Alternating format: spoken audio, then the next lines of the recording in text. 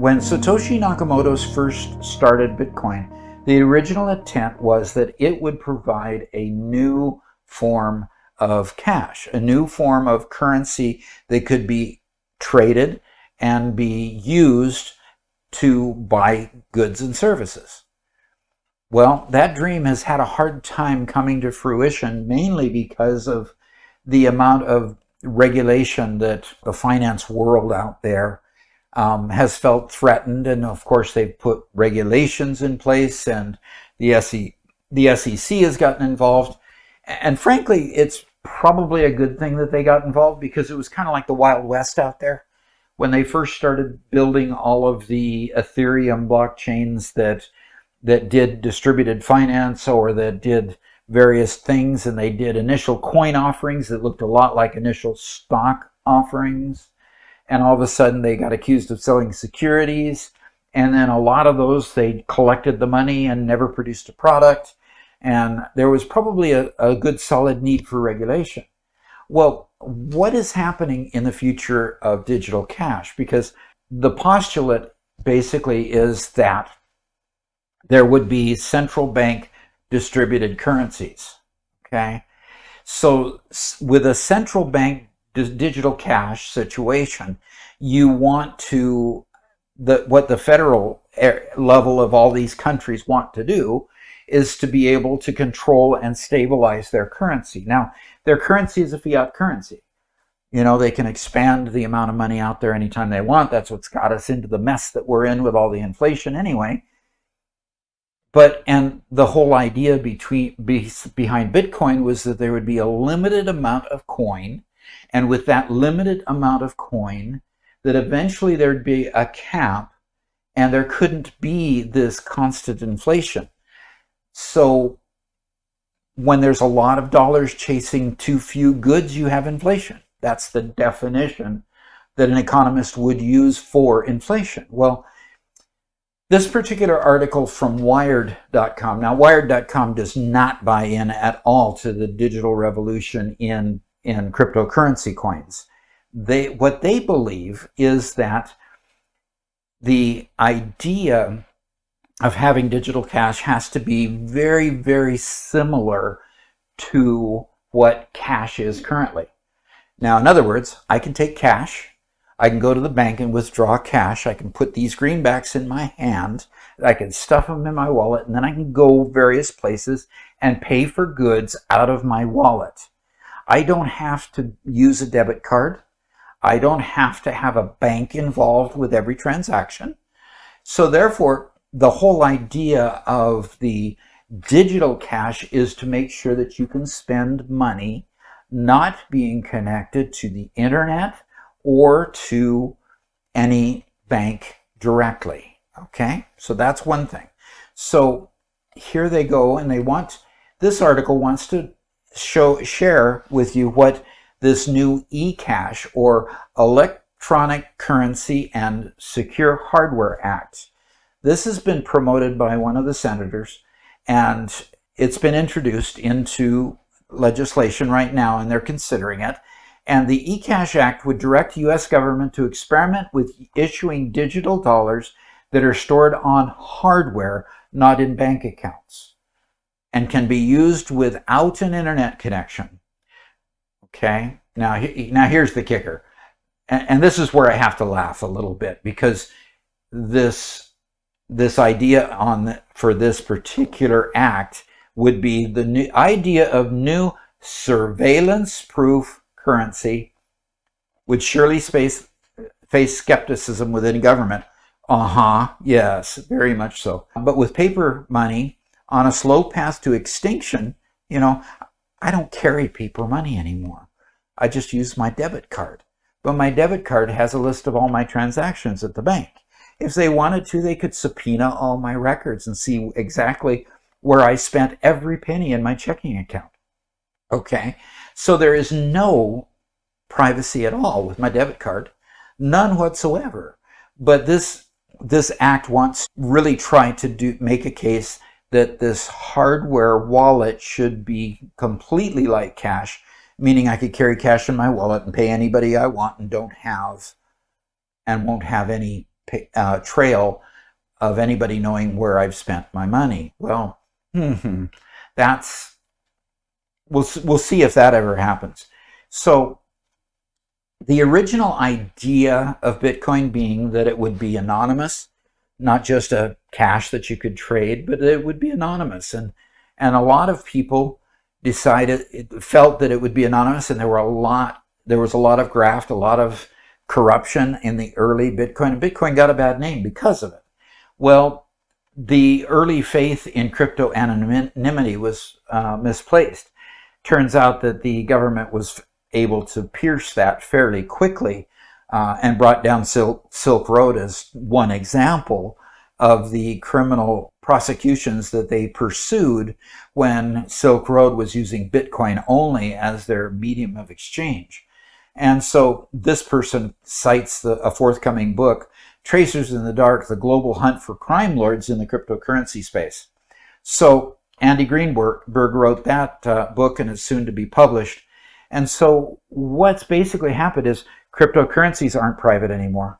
If they get a subpoena, they can eventually track the wallet to the person and eventually prosecute the person and find out where they've spent the money. So cryptocurrencies have turned out not to be all that private, and they're expecting a digital wallet that you have to load somehow to be completely able to be used without being tracked. Okay, so let's get back on track here. It says paper cash has been on the decline for years. The trend accelerated during the pandemic, and more businesses decided not to take cash. This poses risk, most notably for the so-called unbanked. In other words, people who relied just on cash because they decided they didn't want a bank account. And there's a lot of people that just take their paycheck straight to a Walmart or wherever they can get their check cashed and convert it to cash. And they take the cash, they live off the cash until the next payday, and then repeat. So the unbanked are in a situation where they have to, have some sort of a system to be able to have their cash. So they want to, what this Treasury Act wants to do is have a CBDC for the US government for the dollar, okay? And they want them to conduct a pilot that talks about digital cash being identical to regular cash. Says, if we're to have a public option for digital finance, it needs to include everyone. So we need to include the unbanked as well. So a key part is being able to go offline. So what they did is they did find a company that is exploring this option.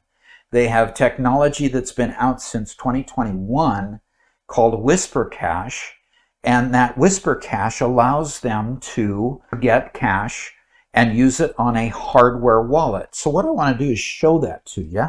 A company has now developed an offline CBDC hardware wallet. And so what it does is you have a central bank that is the governance for the fiat currency, okay, the dollar. Let's say that we're just going to use the dollar for example. It integrates then with the current banking system to load this hardware dollar and, move the money onto this little hardware device. And then, of course, it has the infrastructure. It has satellites that this CBDC hardware wallet can actually communicate with. So you don't actually have to be with an internet connection in order to have the wallet communicate to get loaded. So the payment methods, they support Bluetooth, which means you can have two of the devices close by, and one person can want to pay to another person, and they can connect just with Bluetooth. They can connect with those terminals that allow you to have that contactless NFC technology. It has SMS technology or texting, that they actually have a sticker that goes on your SIM card, that the sticker is the circuitry for this technology. They have satellites, and of course then they have QR codes that can be transferring money through QR codes. So as we scroll down here, here's a picture of what it looks like. It looks like this. It's the size of a credit card. It has numbers that you can input and then hit OK to transfer money from one card to another to pay somebody. Let's say I have to pay George because he mowed my lawn and he's owed 20 bucks and he wants to be paid. I can then generate on the card a payment for $20 and give him a code, and then he takes the code, inputs it into his, and the money transfers. That's pretty simple. Now, we'll get here, how do we get the money on there? I'll cover that here in a moment. So Whispercash here, this is the little sticker thing that can go onto your SIM card, and they show pictures of how to apply it to your SIM card. And literally that's the circuitry that turns your phone then into one of these Whispercash hardware wallets. Okay, and then they have a contactless keychain also that you can use at a terminal at a retailer that takes the NFC payments. Okay, now merchants have terminals that they can take it with, so they've developed that part as well. And now I want to scroll down here. So here's how it would work in practice. Okay, now I'm not saying that I'm really bought into this whole idea yet. It's whenever they want to load, and I have to go to an authorized financial institution, because that's what has to happen, is I have to go to an authorized financial institution in order to get my hardware loaded, okay, which an authorized financial institution could be customer service at Walmart. You know, so they've been authorized to cash checks, and they would be authorized by whatever bank to also load these cards. So it could be a Walmart, it could be a banking institution. Okay, so the CBDC is issued by the government. Okay, so we're using the dollar for the example.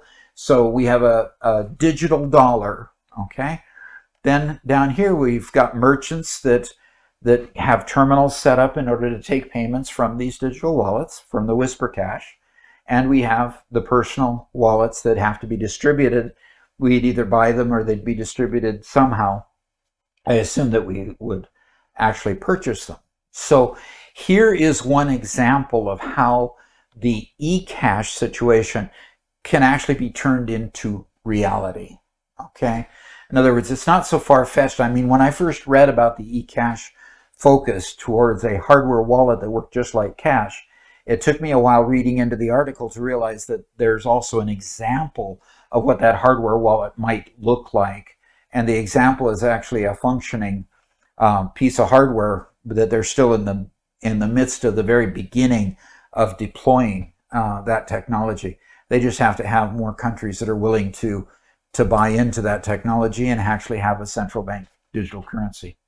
So Danielle asked about, I assume, Danielle, that you're asking about the Whisper card, and it sounds like a debit or credit card. Somewhat. It is kind of like one of those reloadable Visa cards that you sometimes get, that parents will sometimes get and send to their kids in college and stuff.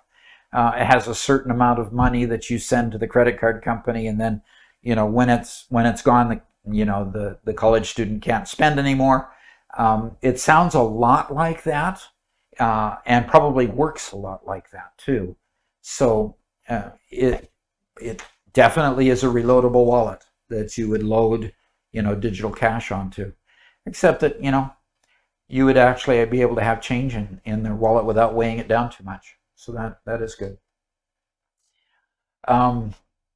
Do watch the rest. By the way, I have another channel. If you're really interested in the economics of what's going on in the world, I have another channel called Pharaoh's Economics, where I talk about the what is happening out in the world today.